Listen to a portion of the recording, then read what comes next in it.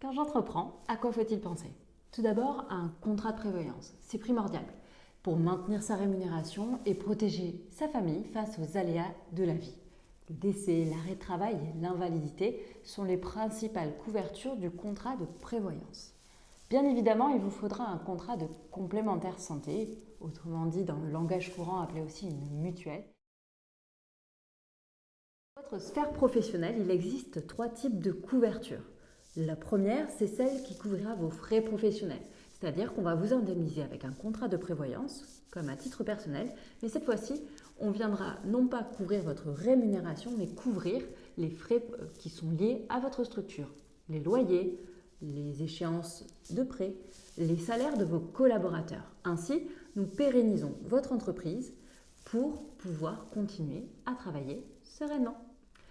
Le deuxième point, c'est permettre à votre structure de pérenniser son activité. Je m'explique.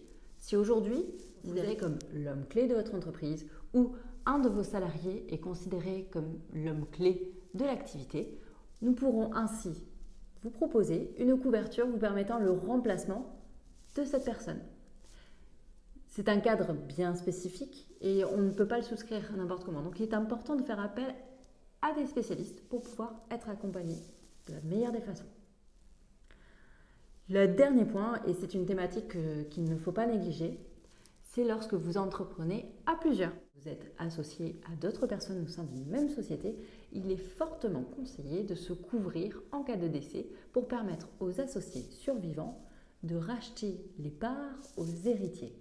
Nous facilitons ainsi le contrôle de l'entreprise, on évite de s'associer avec la famille du défunt et ça permet de se réorganiser assez rapidement. Bien entendu, il ne faut pas négliger la partie retraite. En effet, quand on est entrepreneur, on a tendance à se focaliser sur son activité. Mais n'oublions pas, aujourd'hui, en tant qu'entrepreneur, vous êtes seul maître à bord pour compléter vos revenus à la retraite, en sachant que le taux de remplacement des entrepreneurs est un petit peu plus faible que les salariés. Nous vous encourageons donc à démarrer cette couverture dès le départ pour que l'effort d'épargne soit le moins douloureux possible.